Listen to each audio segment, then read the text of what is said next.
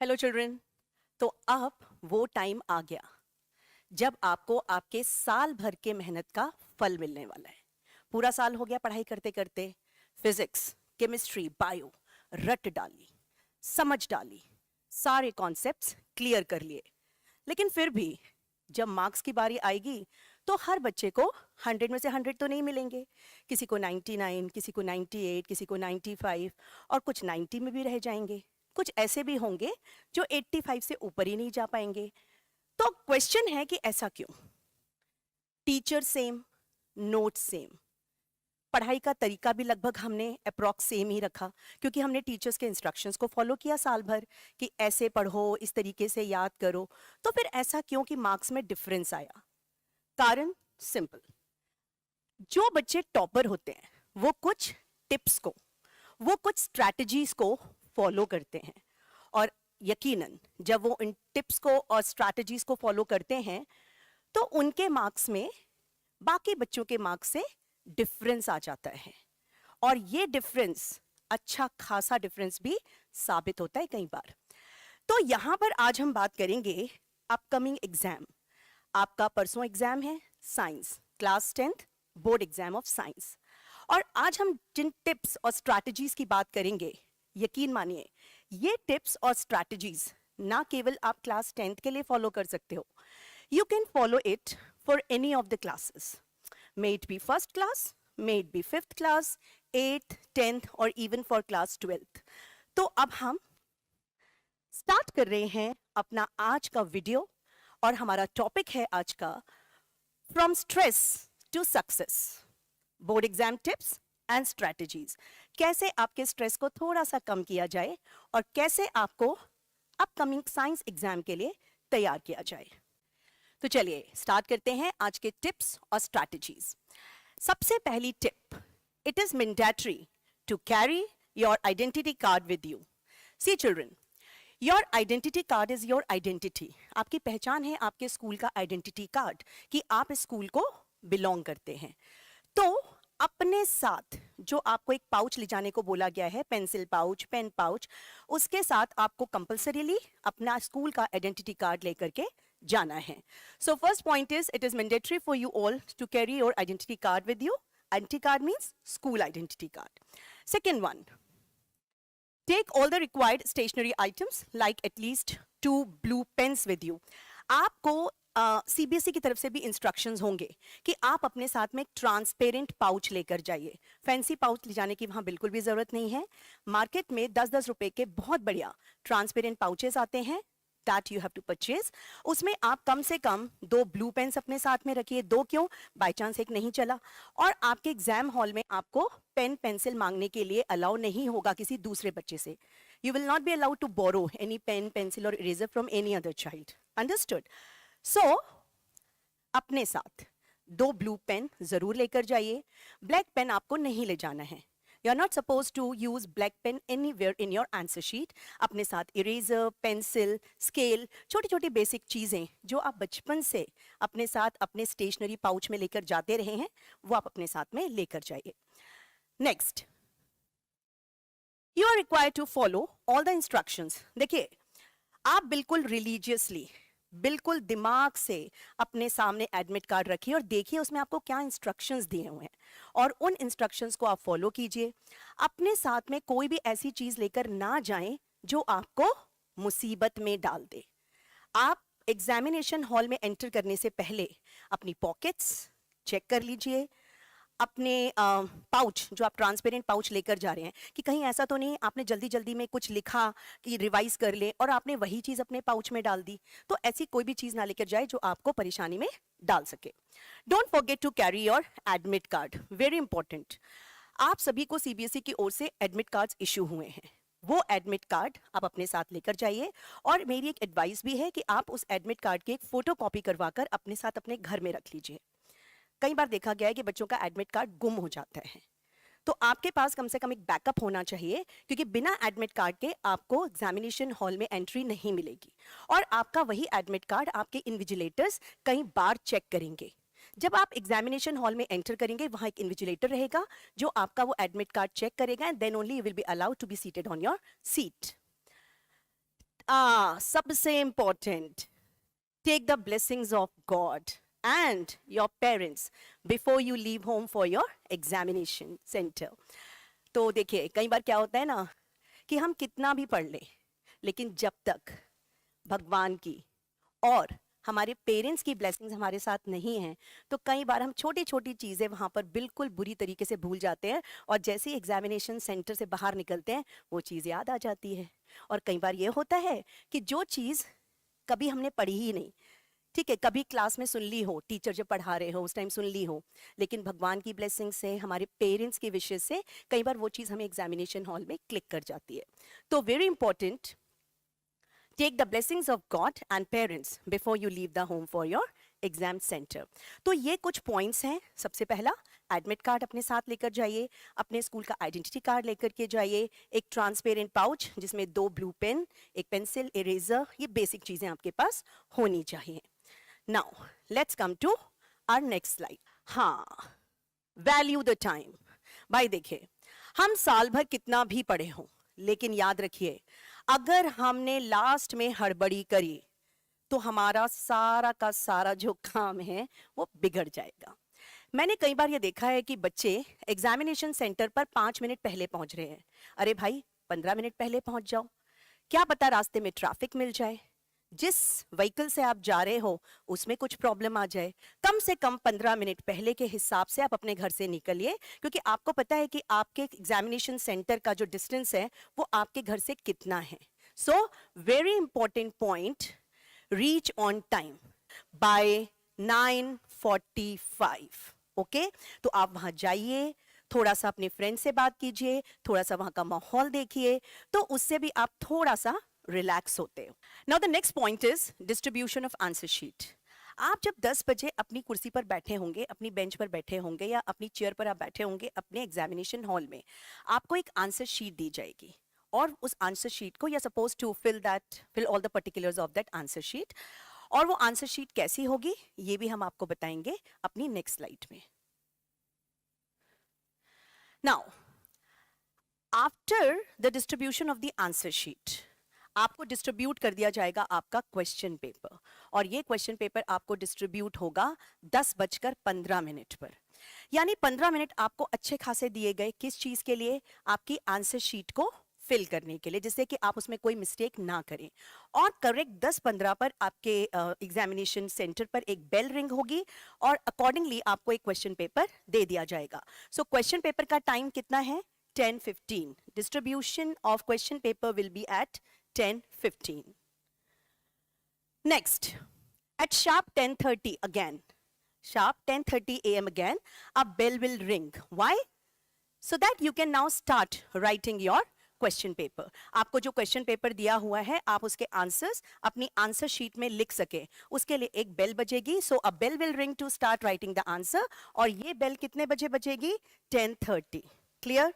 तो I hope मैंने आपको टाइमिंग्स भी क्लियर कर दिए कि कितने बजे आपको आंसर शीट मिलती है और कितने बजे क्वेश्चन पेपर मिलेगा, और कितने बजे आपको बोला जाएगा that now you can start writing the answers. Now I am coming back. See, this is the layout of the first page of your answer sheet. आपकी आंसर शीट पर फर्स्ट नंबर का जो पेज है उस पर आपको इस तरह का कोई डिजाइन मिलेगा। डिजाइन इन द सेंस, देखिए आपको यहां पर सबसे पहले बोला जाएगा enter the subjects name. For example हमारा साइंस है ना, तो आप यहां लिखेंगे साइंस। उसके बाद आपको सब्जेक्ट कोड बोला जाएगा, और साइंस का सब्जेक्ट कोड क्या है? 086। So you have to fill here 086। इसके बाद जो नेक्स्ट पॉइंट आता है वो है day and date of the examination. अब अगर हम साइंस की बात कर रहे हैं तो हमारा साइंस का एग्जाम फॉर एग्जाम्पल 20th को है, तो हम यहाँ पर 20th डेट डालेंगे, लेकिन उसके पहले आपसे डे पूछा गया है, तो आप सबसे पहले क्या यहाँ पर फिल करेंगे? डे। फॉर एग्जाम्पल थर्सडे, और थर्सडे के आगे कॉमा करके आप डाल दीजिए date. Next, medium of answering the paper, that is English. और उसके बाद आपको सेट मिलेगा, सेट नंबर 1, 2, 3 और 4, और जो भी सेट आपको मिलता है वो सेट आपको यहाँ पर सर्कल में उसको पूरा डार्क करना है। Then column is number of supplementary answer books, कि आपने कितनी सप्लीमेंट्री ली हैं, ये कॉलम आपको बिल्कुल लास्ट में भरना है। आप इसको लास्ट में, अगर आपने कोई सप्लीमेंट्री ली है तो आप लिख दीजिए 1 सप्लीमेंट्री, अगर आपने नहीं ली है तो आप लिख दीजिए NA, नॉट एप्लीकेबल, या निल, कि मैंने ये सप्लीमेंट्री नहीं ली है। इसके बाद पर्सन विद डिसेबिलिटीज, अगर किसी को कोई फिजिकल डिसेबिलिटी है, अगर कोई फिजिकली चैलेंज्ड है, तो वो अपना कॉलम यहाँ भर सकता है यस करके, अगर नहीं तो आप यहाँ पर लिखिएगा नो। तो options are given here, okay. Next, इसके बाद ये जो कॉलम है ये डिसेबिलिटी से रिलेटेड है। You can take the help of the invigilator who is present in your class to fill this column. Next comes, क्या आपको कोई राइटर प्रोवाइड किया गया है? नहीं, अगर नहीं तो आप लिखिएगा नो, और अगर आपको कोई राइटर प्रोवाइड किया गया है किसी भी प्रॉब्लम की वजह से, then you have to write here yes. Next, क्या आप विजुअली चैलेंज्ड हैं? अगर आप विजुअली चैलेंज्ड हैं तो आप वहां लिखिए yes, but if not then you have to write no. So accordingly you have to fill all the columns on the very first page of your answer sheet. उसके बाद ये जो पेज है इसकी प्रैक्टिस हर स्कूल में और हर coaching में दी जाती है। यहाँ पर आपको अपना नाम लिखना है इन ब्लॉक लेटर्स, बट यहाँ पर अपने दिमाग में आप रखिए कि आपका नाम जो है, फॉर एग्जाम्पल अगर किसी बच्चे का नाम है अनन्या शर्मा तो आप लिखिए अनन्या, फिर उसमें एक कॉलम यहाँ पर आप ब्लैंक छोड़ेंगे। अनन्या आपने यहाँ लिख दिया, फिर एक कॉलम ब्लैंक छोड़ा, then you have to write Sharma, and accordingly you have to dark these circles. These circles need to be darkened accordingly. और इसकी प्रैक्टिस मैंने पहले ही बताया हर स्कूल में और हर कोचिंग में बच्चे को दी जाती है। Then you have to write your roll number here. Roll number आप यहाँ लिखेंगे, सर्कल्स को डार्क करेंगे, सब्जेक्ट कोड जैसे मैंने साइंस का बताया 086 यहाँ लिखेंगे और आप सर्कल्स को डार्क करेंगे। देन आपका सेंटर नंबर, जो आपका एग्जामिनेशन सेंटर है उसका नंबर आप यहाँ डालेंगे और यहाँ पर उसके अकॉर्डिंग सर्कल्स को डार्क करेंगे। देन बच्चे जो है गलती ये करते हैं कि ये वाला कॉलम बच्चे कई बार छोड़ देते हैं क्योंकि बहुत छोटा सा कॉलम आपको ये नीचे मिलता है। यहाँ कॉलम में लिखा हुआ है सब्जेक्ट। अब जैसे आपका सब्जेक्ट क्या रहेगा, साइंस, तो आप यहाँ लिखेंगे साइंस और यहाँ पर स्कूल का number, so you have to write the school number. अब यहाँ स्कूल नंबर कौन सा आएगा, यहाँ पर आपके स्कूल का नंबर आएगा। Understood? So your school number, the school to which you belong, वो यहाँ लिखेंगे, यहाँ सेंटर नंबर नहीं आएगा। उसके बाद नेक्स्ट बहुत सिंपल है, यहाँ लिखा है रोल नंबर जिसको आपको वर्ड्स में लिखना है। देन आपके फादर या गार्जियंस का नेम आपको यहाँ लिखना है और लास्ट में आपको अपने सिग्नेचर्स करने हैं। तो सीबीएसई आपको मौका देता है कि आप अपना एक सिग्नेचर इस एज पर डिसाइड कर लें कि आपका सिग्नेचर आगे आने वाले दिनों में कैसा होने वाला है। यस, चलिए, तो आई होप मैंने आपको काफी कुछ बता दिया है। ये रहेगी आपकी आंसर शीट जहां पर आपको आंसर्स लिखने हैं। आंसर शीट्स का लेआउट भी मैं आपको बता दूं थोड़ा सा, जो लिखने वाला पार्ट है वो कैसा रहेगा। आपकी जो आंसर शीट होगी उसमें 2 पेजेस रहेंगे, लेफ्ट एंड राइट। जो लेफ्ट वाला पेज रहेगा उसमें एक ही साइड में आपको मार्जिन मिलेगी, लेकिन जो राइट वाला पेज रहेगा उसमें आपको दोनों साइड्स पर मार्जिन मिलेगी। क्लियर? यानी मार्जिन खींचने का काम भी सीबीएसई ने आपका खत्म कर दिया। सीबीएसई ने आपके काम को और आसान बना दिया कि भाई no need to waste your time in drawing the margins. So left hand side पर जो लेफ्ट पेज है उसमें आपको केवल एक साइड में मार्जिन मिलेगी, लेकिन राइट वाले पेज में आपको दोनों जगह मार्जिन मिलेगी। और आप यहाँ पर ये जो मार्जिन्स मिली हुई हैं यहाँ पर आप अपना रफ वर्क भी कर सकते हैं। अगर रफ वर्क ज्यादा है you can use the last page of your answer sheet to do your rough work. चलिए next, move to the next slide. हाँ, ये बड़ा कंफ्यूजन रहता है बच्चों में कि मैम हम कहाँ से आंसर्स लिखना शुरू करें, सेक्शन ए से या सेक्शन ई से, क्या करें? बहुत कंफ्यूजन है। कुछ टीचर्स कहते हैं भाई लास्ट से लिखना शुरू करो, ज्यादा मार्क्स के क्वेश्चंस हैं, और कुछ कहते हैं नहीं स्टार्टिंग से। Trust me, it's not going to make any difference whether you start writing from section A or from section E, क्योंकि अगर आप सेक्शन A से स्टार्ट करते हैं तो वो MCQs हैं, टक टक टक टक टक, जितने MCQs राइट उतने आपके नंबर। और अगर आपने साल भर बहुत मेहनत की है, अगर आप कॉन्फिडेंट है अपने सब्जेक्ट को लेकर, तो डरना किस बात का है ना। स्टार्ट कीजिए सेक्शन ए से, सबसे ऊपर बोल्ड बीच में लिखिए सेक्शन ए। तो आपका जो एग्जामिनर है, जो आपकी कॉपी चेक करेगा, उसको ये क्लियर होना चाहिए कि बच्चे ने सेक्शन ए अटेम्प्ट किया है। और फिर उससे रिलेटेड आप एमसीक्यूज, उनके आंसर्स लिख दीजिए। 20 मिनट भी नहीं लगेंगे आपको, 20 एमसीक्यूज होते हैं। अगर आप कॉन्फिडेंट है अपने सब्जेक्ट के साथ, तो आपको बस क्वेश्चन देखते ही, एमसीक्यूज में ऑप्शन देखते ही आपको आंसर पता है, आपने आंसर लिखा और आपके झोली में, आपके पॉकेट में एक नंबर फटाक से आ गया। So children, trust me, you can start writing from any of the sections, either from section A or section E. कहीं से भी आप लिखना शुरू कीजिए जहां से आप कॉन्फिडेंट हैं, एंड बस आपका आधा काम, आधा स्ट्रेस यहीं खत्म हो जाता है। नेक्स्ट, अगर हम बात करें साइंस के क्लास 10th के क्वेश्चन पेपर की, तो आपके लिए ऊपर कुछ इंस्ट्रक्शंस आते हैं, ठीक है। अच्छा, ये जो मैं आपके सामने स्लाइड्स अभी प्रेजेंट कर रही हूँ, मैंने पहले ही बोला कि ये स्लाइड्स ना केवल बोर्ड एग्जाम जो बच्चे दे रहे हैं उनके लिए इंपॉर्टेंट है, उनके लिए काम की स्लाइड्स हैं, बल्कि आप किसी भी क्लास में हो, ये स्लाइड्स हर क्लास में आपको काम आएंगी। आप फॉलो करके तो देखिए, and then see the difference.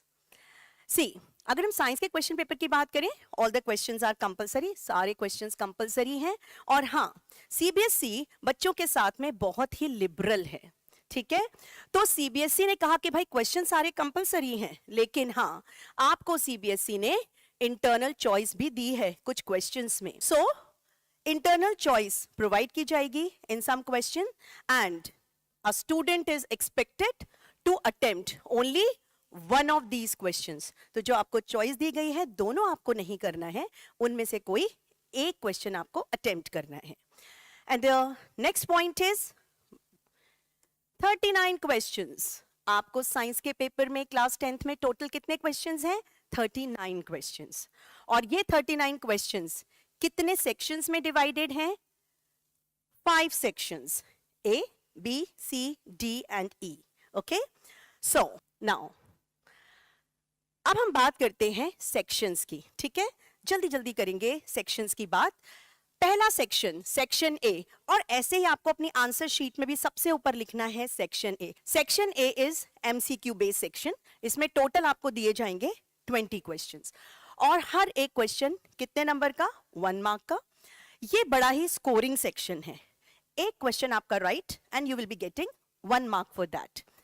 After writing every answer in section A, देखिए क्या होता है कि बच्चे क्वेश्चन नंबर 1 उसका आंसर लिख दिया, और उसके बाद जो नेक्स्ट आंसर है वो नेक्स्ट लाइन पर लिख दिया। लेकिन आपको ऐसा नहीं करना। आपने एक आंसर लिखा, फॉर एग्जाम्पल आपने ये आंसर लिख दिया, उसके बाद आपको एक लाइन छोड़नी है।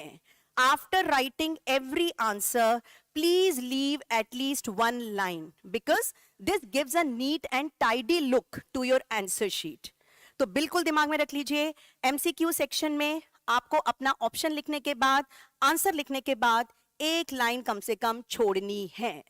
So it's written over here, after every answer in section A, leave at least 1 line after every answer because it gives a neat and tidy look. दूसरी चीज, आपको एमसीक्यू जब भी अटेम्प्ट करने को बोला जाए, देखिए फॉर एग्जांपल आपका एमसीक्यू है, ये एक कोई एमसीक्यू दे दिया उन्होंने, और उस एमसीक्यू के उन्होंने 4 ऑप्शन दिए। आपका आंसर लिखने का तरीका क्या होना चाहिए? क्वेश्चन नंबर 6 है, तो आप क्या लिखेंगे? आप ये आंसर लिखने का आपका तरीका होगा, आप लिखेंगे यहां पर आंसर 6, और जो भी ऑप्शन इसमें करेक्ट है, फॉर एग्जाम्पल आपका ए ऑप्शन करेक्ट है, तो आप यहां पर ए नाम का ऑप्शन भी लिखेंगे, ए, और इसका स्टेटमेंट भी लिखेंगे। तो आप जितने भी टॉपर्स की कॉपीज अगर आप रेफर करेंगे, they follow this pattern, understood. तो आपने क्या किया? आंसर 6, आंसर 4, आंसर 5, जो भी आपने आंसर अटेम्प्ट किया है, उसके सामने उसका ऑप्शन ए, बी, सी या डी लिखेंगे। साथ में स्टेटमेंट लिखना कंपलसरी है if you want to make a difference in your marks और नंबर्स। तो I think I have made myself clear. सबसे पहले आप लिखेंगे सेक्शन ए, एक एक करके क्वेश्चन अटेम्प्ट करेंगे, आप आंसर का नंबर लिखते जाएंगे, उसका ऑप्शन लिखेंगे, साथ में उसका स्टेटमेंट लिखेंगे, and after every answer you are suppose to leave at least one line to give your answer sheet a neat and tidy look. Now अब हम आते हैं अपने नेक्स्ट सेक्शन पर, that is section B. Section B कहता है कि इसमें ऐसे क्वेश्चंस हैं which are considered as very short answer questions. Total कितने क्वेश्चंस? 6 क्वेश्चन. हर क्वेश्चन के कितने मार्क्स? 2 मार्क्स. और इनमें जब आप आंसर लिखते हो, इनकी रेंज कितनी होनी चाहिए? 30 to 50 वर्ड्स के बीच में अप्रॉक्स ये होना चाहिए. 5-6 वर्ड्स ऊपर नीचे हो सकते हैं, ठीक है, लेकिन बहुत ज्यादा इलेबोरेट इसमें आंसर करके आपको नहीं लिखना. सिंपल सी बात है, ये तो स्टार्टिंग से बोलते आ रहे हैं टीचर्स आपको कि answers need to be written in good handwriting. And children trust me, those who write to the point answers, जो भी बच्चे टू द पॉइंट आंसर्स लिखते हैं वो हमेशा टीचर के फेवरेट होते हैं. अंडरस्टूड? सो हमेशा याद रखिए, आंसर आपका टू द पॉइंट होना चाहिए, अननेसेसरी ज्यादा लिखने की जरूरत नहीं है. So to the point answers have to be written and very important keywords need to be underlined. ठीक है, तो सेक्शन बी क्या कहता है? वेरी शॉर्ट आंसर क्वेश्चंस हैं ये. टोटल कितने क्वेश्चंस हैं? 6 क्वेश्चंस हैं. कितने कितने मार्क्स के हैं? 2 मार्क्स ईच. रेंज कितनी होनी चाहिए? 30 to 50 वर्ड्स. और यहां पर भी जब आप आंसर लिख लें, यहां पर हर आंसर के बाद आपको कितनी लाइंस छोड़ी हैं? यहां पर एक लाइन से काम नहीं चलेगा. एक लाइन कहां छोड़नी थी? सेक्शन 1 में एमसीक्यूज में. यहां पर आपको छोड़नी है एटलीस्ट 2 लाइंस. ठीक है, और आंसर्स कैसे होने चाहिए? टू द पॉइंट होने चाहिए. और सबसे इंपॉर्टेंट कि आपको इन आंसर्स में कीवर्ड्स को अंडरलाइन करना है. ठीक है, आपका जो नेक्स्ट सेक्शन है वो सेक्शन सी है. सेक्शन सी कहता है कि इसमें वेरी शॉर्ट नहीं, शॉर्ट आंसर क्वेश्चंस आ जाते हैं. टोटल कितने क्वेश्चंस हैं? टोटल है इसमें 7 क्वेश्चंस. इंटरनल चॉइस की मैंने बात पहले ही कर दी है. सीबीएसई आपको इन्हीं क्वेश्चंस में इंटरनल चॉइस भी देता है. So judiciously and wisely attempt these questions. अब ये क्वेश्चंस कितने मार्क्स के? ये क्वेश्चंस हैं 3 मार्क्स के. ठीक है, section C consist of how many questions? 7 questions. कितने मार्क्स? 3 मार्क्स. एंड इसमें जो रेंज होती है वर्ड्स की वो होनी चाहिए 50 to 80 वर्ड्स. सीधी सी बात है, कई बार क्या होता है, what I have observed that children become so excited after seeing the question that they leave half of the question sometimes. कैसे? यहां पर मोस्टली इस वाले सेक्शन मैंने देखा है कि किसी भी क्वेश्चन के 2 पार्ट्स हैं. ठीक है, फॉर एग्जाम्पल एक पूछा गया define food chain, for example define food chain, और आपको बोला गया draw a well label diagram of food chain या फूड वेब. तो कई बार हम इस क्वेश्चन को देखकर इतने एक्साइट हो जाते हैं कि हम बस हड़बड़ी में क्या कर कर आते हैं, डिफाइन कर कर आ जाएंगे फूड चेन, और उसका सेकेंड पार्ट हम अटेम्प्ट नहीं करते. एंड ट्रस्ट मी, आप चाहे डेफिनेशन कितनी भी अच्छी लिखें या फर्स्ट पार्ट कितना भी अच्छा अटेम्प्ट करें, मार्क्स आपको केवल फर्स्ट पार्ट के ही मिलेंगे क्योंकि आपने सेकंड पार्ट अटेम्प्ट नहीं किया. तो इसका सोल्यूशन क्या है? जब भी आप कोई आंसर लिख ले, फॉर एग्जाम्पल अभी आप आंसर नंबर 14 पर हैं या अभी आप आंसर नंबर 20 पर हैं, आपने आंसर 20 लिख लिया, फिर आप नेक्स्ट क्वेश्चन पर जाने से पहले एक बार अपना क्वेश्चन नंबर 20 फिर से पढ़िए कि क्या मैंने क्वेश्चन नंबर 20 पूरा अटेम्प्ट किया है. हाँ, मैंने क्वेश्चन नंबर 20 पूरा अटेम्प्ट कर लिया. ना I should move to question number 21. Okay, so attempt all the parts of the question. ज्यादा एक्साइटमेंट में हमें नहीं आना है. ठीक है, अब हम आ रहे हैं अपने सेक्शन डी पर. ये जो सेक्शन डी है ये लॉन्ग आंसर क्वेश्चन है. इसमें आपको अलाउ किया जाता है कि आप इसमें थोड़ा सा अपना मन भर के लिख सकते हैं, क्योंकि इसमें आपको रेंज क्या दी गई है? इसमें आपको रेंज दे दी है 80 to 120 words. Long answer questions total 3 रहेंगे आपके लिए, और इसके मार्क्स भी अच्छे खासे हैं. 5 मार्क्स आपको अलॉट किए हैं सीबीएसई ने इसके लिए. So section D consist of how many questions? 3 questions of 5 marks each. Range क्या रहेगी इनकी वर्ड्स की? 80 to 120 वर्ड्स.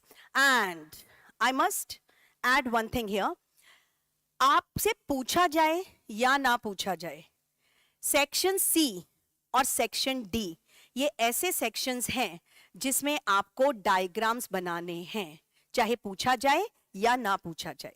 रे डायग्राम्स बना सकते हैं, आप सिंपल डायग्राम्स बना सकते हैं, पूछा जाए या ना पूछा जाए इक्वेशंस आप लिख सकते हैं। यानी इस सेक्शन में आपको हर वो चीज करनी है कि एग्जामिनर आपको, जो चेक कर रहा है आपकी कॉपी एग्जामिनर, वो आपको नंबर देने पर मजबूर हो जाए कि भाई इस बच्चे ने इतना अच्छा लिखा है तो मुझे नंबर तो देने पड़ेंगे इसको, इसने इतनी मेहनत की है। तो कई बार क्या होता है, अगर हमारे राइटिंग में थोड़ा बहुत कुछ ऊपर नीचे हो भी जाता है तो हमारा एग्जामिनर हमारे डायग्राम को देखकर इतना प्रभावित हो जाता है कि वो आधा एक नंबर आपका नहीं भी काटता है। ठीक है, तो हम क्या करेंगे, हम सेक्शन सी और सेक्शन डी में कंपल्सरीली डायग्राम्स बनाएंगे। Clear? So long answer questions, how many questions in this section? 3, 5 marks each, range 80 to 120, and diagrams are to be drawn compulsorily. Next, let's switch to our next section. अगर आपने next section की बात करें तो ये section बहुत ही आसान है। क्यों बोल रही हूं मैं इसको आसान? क्योंकि ये जो आपका section है, ये section है आपका source based या केस बेस्ड। इसमें आपको एक केस दे दिया जाता है और उसी केस पर बेस्ड कुछ क्वेश्चंस नीचे पूछे जाते हैं। तो ये जो आपका सेक्शन है, सेक्शन ई, ये सोर्स बेस्ड या केस बेस्ड क्वेश्चन इसमें होंगे। टोटल कितने क्वेश्चंस होंगे? 3 क्वेश्चंस, राइट? और हर क्वेश्चन कितने नंबर का? 4 मार्क्स का। क्लियर? अब सबसे अच्छी चीज ये है कि सीधा इसमें डायरेक्ट क्वेश्चन नहीं पूछा जाता, इसमें आपके क्वेश्चंस के भी छोटे छोटे पार्ट्स बना दिए जाते हैं। और सीबीएसई ने ये सब क्यों किया है? जिससे कि बच्चे इसमें स्कोर कर सके। क्लियर?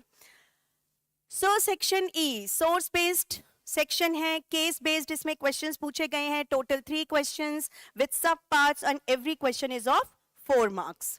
ये बहुत इजी सेक्शन है क्योंकि सारे आंसर्स, मोस्टली आपको इसमें आंसर्स, क्वेश्चन जो आपका जो केस है ऊपर, उसमें से ही आपको आंसर्स मिल जाएंगे। बस आपसे मैं बार बार एक चीज बोल रही हूं कि जब भी आप कोई भी नया आंसर लिखें, सफिशिएंट स्पेस छोड़े। जैसे मैंने आपको बताया कि सेक्शन 1 में एमसीक्यूज में आपको हर आंसर के बाद एक लाइन छोड़नी है। Section B, section C, section D में आपको हर नए क्वेश्चन को लिखने से पहले कम से कम 2 लाइंस छोड़नी ही है, because this gives a neat and tidy look to your answer sheet and it matters, trust me it matters. तो मैंने यहां लिखा कि लीव सफिशिएंट स्पेस, ये मैं बार बार रिपीट कर रही हूं। ठीक है, चलिए इसके बाद ये सेक्शन ई कंप्लीट हो गया। तो हमने अभी तक जितना भी कुछ पढ़ा, जितना भी कुछ समझा, जितना भी कुछ अपने दिमाग में रखने की कोशिश की, एक बार क्यों ना हम उसको रिवाइज कर लें। ठीक है, तो ये है इनसाइडर टिप्स फॉर सक्सेस। ये है इनसाइडर टिप्स फॉर सक्सेस। क्या है पहला पॉइंट? वही है जो आपको पहले समझाया जा चुका है। Diagrams are to be drawn compulsorily in section C and section D. हमेशा याद रखिए, एक और नया पॉइंट आपको बता रही हूं, कोशिश करिए कि section A, section B, section C जब आप स्टार्ट करते हैं तो नया सेक्शन आप नए पेज से लिखना शुरू करें। देखिए, बच्चों के दिमाग में एक पॉइंट बड़ा आता है कई बार कि मैम जैसे मुझे सेक्शन ए पूरा आता है but I am not confident with section B, तो क्या मैं सेक्शन ए के बाद सेक्शन सी लिखना शुरू कर सकता हूं? आप बिल्कुल शुरू कर सकते हैं। ठीक है, आप सेक्शन ए के बाद सेक्शन सी लिखना शुरू कर सकते हैं। लेकिन एक प्रॉब्लम है। क्या प्रॉब्लम है? कि जब आप सेक्शन सी को अटेम्प्ट करें, उसके सारे क्वेश्चंस फिर एक साथ कीजिए। आप ऐसा बिल्कुल भी ना करें कि सेक्शन ए के 4 क्वेश्चंस कर लिए, फिर आपने सेक्शन डी अटेम्प्ट कर लिया, उसके 3 क्वेश्चंस कर लिए, फिर आप सेक्शन बी पर आ गए, फिर उसके आपने 5-6 क्वेश्चंस कर लिए और उनका सीक्वेंस, उनका नंबर भी सब उलट पुलट कर दिया। No, please don't try to change the sequence of the questions. आप सेक्शंस आगे पीछे कर सकते हैं, आप सेक्शन ए के बाद सेक्शन डी ले सकते हैं, सेक्शन बी ले सकते हैं, लेकिन आप कोशिश करिए कि एक सेक्शन के सारे क्वेश्चंस आप एक साथ कर लें। ओके, अगर उस सेक्शन में भी आपको कोई क्वेश्चन नहीं आ रहा है, you can leave sufficient space for that question, for that answer. For example section A आपका आ गया, आप सेक्शन डी आपने अटेम्प्ट किया, सेक्शन डी में क्वेश्चन नंबर 25 आपको आता है, क्वेश्चन नंबर 26 आपको नहीं आता, फिर आपको क्वेश्चन नंबर 27 आता है। तो आप क्या करेंगे? क्वेश्चन नंबर 25 उसका आंसर लिखेंगे और क्वेश्चन नंबर 26 के लिए you can leave sufficient space, कि आपको एक आइडिया होता है कि इसमें आपको, मैंने पहले बताया कि आप 80 to 120 वर्ड्स में आंसर लिखेंगे, तो you can leave sufficient space for that, but please don't change the sequence of the questions in sections. ठीक है, नेक्स्ट, एक और, after every answer draw a line with pencil. आपका एक क्वेश्चन खत्म हो गया, मैंने कहा आप 2 लाइंस छोड़ दीजिए, और अगर आपके पास टाइम है, इफ टाइम परमिट्स यू, अगर आपके पास टाइम आपको अलाउ कर रहा है टाइम कि भाई आप ये काम कर सकते हो, तो हर आंसर के बाद आप पेंसिल से और स्केल से एक लाइन खींच दीजिए। उससे वो डिमार्केट हो जाता है, एक जो आपका एग्जामिनर है उसको क्लैरिटी हो जाती है कि ये आंसर यहां पर खत्म हो गया, and accordingly your examiner can allot you marks. So after every answer draw a line with pencil and scale. बार बार बोला गया है सेक्शन बी सी डी में आप एटलीस्ट 2 या 3 लाइन भी छोड़ सकते हैं, और सेक्शन ए में 1 लाइन आपको छोड़नी ही है। Label all the diagrams compulsorily. जो भी डायग्राम आप बना रहे हैं उसको आप लेबल करिए, क्योंकि लेबलिंग के बिना किसी भी डायग्राम की कोई वैल्यू नहीं है। So label all the diagrams if you are drawing them. And सबसे इंपॉर्टेंट, एक्साइटमेंट का लेवल थोड़ा सा कम करेंगे अगर आपको अपना पेपर इजी लग रहा है तो भी, क्योंकि एक बार आप अपने पेपर को फिनिश कर लेते हो, आपको लगता है मैंने सारे सेक्शंस अटेम्प्ट कर लिए हैं, मैंने सारे क्वेश्चंस अटेम्प्ट कर लिए हैं, उसके बाद भी टाइम बच रहा है, please do not leave the room. वैसे तो आपको अलाउ ही नहीं किया जाएगा लीव करने के लिए, लेकिन आपको उसके बाद में अपना सर टेबल पर रखकर सोना नहीं है। क्या करना है, ना ही इधर उधर देखना है। आपको करना क्या है, आपको करना यह है कि आपको रिवाइज करने हैं सारे आंसर्स जो आपने लिखे हैं एक बार फिर से, और आप उनको मैच करिए कि क्या मैंने पूरा का पूरा क्वेश्चन अटेम्प्ट कर लिया है, कहीं किसी क्वेश्चन का कोई पार्ट छूट तो नहीं गया, कहीं किसी आंसर में कुछ रह तो नहीं गया, क्या मैंने सारे कीवर्ड्स अंडरलाइन किए हैं, क्या मैंने सारे डायग्राम्स लेबल किए हैं, क्या मैंने हर क्वेश्चन के सारे पार्ट्स अटेम्प्ट किए हैं। सो ये last point is very important. कई बार एक्साइटमेंट में, जल्दी में बच्चे अपना आधा अधूरा क्वेश्चन छोड़ जाते हैं। So, it's the time when you can show your potential to your family, to your friends, to your teachers and your classmates. तो सबसे important चीज क्या है? Have confidence in you. आप अपना कॉन्फिडेंस अपने साथ जरूर लेके जाइए, और फिर देखिए यही कॉन्फिडेंस आपको कैसे सारी दुनिया से अलग बनाता है। All the very best. We are always there to help you out. कभी भी कैसी भी जरूरत पड़े, we are always approachable to our children. Thank you and God bless you. Very best of luck for your science board exam. God bless.